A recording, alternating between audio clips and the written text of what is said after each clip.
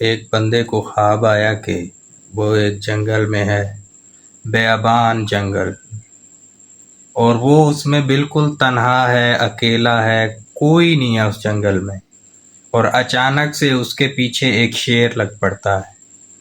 اور وہ بھاگتا ہے، شیر اس کے پیچھے بھاگ پڑتا ہے، اور بھاگتے بھاگتے اچانک اسے ایک گڑھا نظر آتا ہے۔ وہ اس میں چھپنے کی کوشش کرتا ہے، لیکن جب وہ اس میں جھانکتا ہے تو اس میں کچھ اسے ہلتا ہوا نظر آتا ہے، تو وہ وہاں سے بھاگ پڑتا ہے، اور اچانک ایک درخت نظر آتا ہے، اس پہ چڑھتا ہے اور ایک ٹہنی پہ جا کے بیٹھ جاتا ہے۔ اب شیر بھی وہیں اسی درخت کے نیچے آ کے کھڑا ہو جاتا ہے اور وہیں گھومتا رہتا ہے اور وہیں بیٹھ جاتا ہے۔ جس ٹہنی پہ وہ شخص بیٹھا ہوتا ہے نا، اسی ٹہنی پر دو چوہے چڑھتے ہیں، ایک کالے رنگ کا اور ایک سفید رنگ کا۔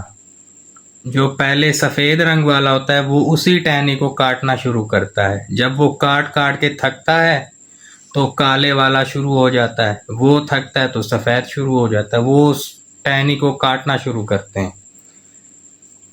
اور یہ سب وہ بندہ دیکھ رہا ہے اپنی آنکھوں سے، اور اچانک سے اس کے ہاتھ پہ ایک قطرہ گرتا ہے، تو وہ جب اوپر دیکھتا ہے تو وہ ایک شہد کا چھتا ہوتا ہے اور اس پر سے شہد ٹپک رہا ہوتا ہے۔ وہ اس شہد کو کھاتا ہے، اسے مزہ آتا ہے، وہ دوبارہ ہاتھ آگے کرتا ہے، وہ دوبارہ شہد گرتا ہے اس پہ ہاتھ پر، وہ دوبارہ کھانے لگ جاتا ہے، اور وہ اس شہد کے چکر میں اتنا مگن ہو جاتا ہے کہ وہ یہ بھول ہی جاتا ہے کہ چوہے تو اپنا کام بڑی سپیڈ سے کر رہے ہیں اور عنقریب یہ ٹہنی ٹوٹنے والی ہے اور میں نیچے جا گروں گا، اور نیچے تو شیر بیٹھا ہے، وہ تو مجھ پہ حملہ آور ہو جائے گا۔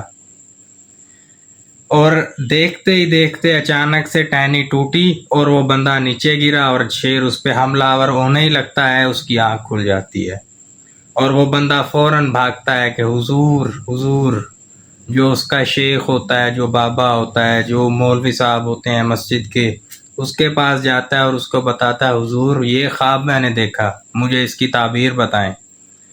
تو پوچھا کہ یہ جنگل کیا تھا، تو بتایا گیا کہ یہ جو جنگل ہے یہ دنیا تھی، اور کہا وہ جو شیر جو میرے پیچھے لگا ہوا تھا وہ کیا ہے،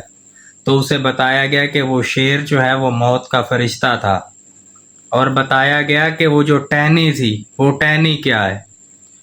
تو اس کو یہ بتایا گیا کہ وہ جو ٹہنی تھی وہ تیری زندگی تھی،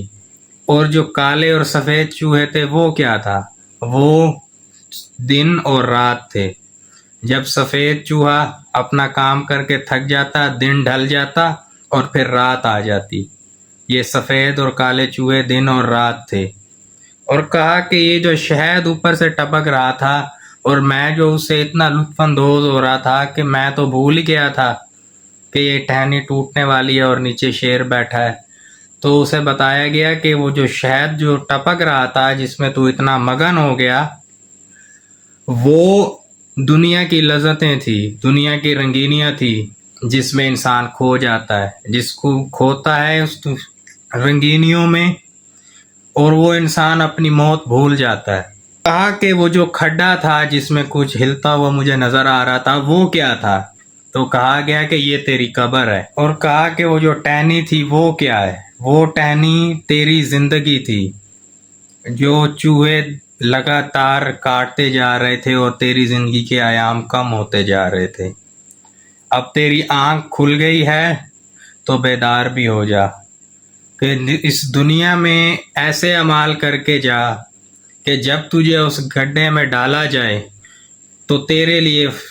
جنت کے کھڑکی کھول دی جائے، اور یہ جو تجھے ہلتے ہوئے کیڑے مکوڑے سانپ نظر آئے ہیں یہ نہ ہو اس میں۔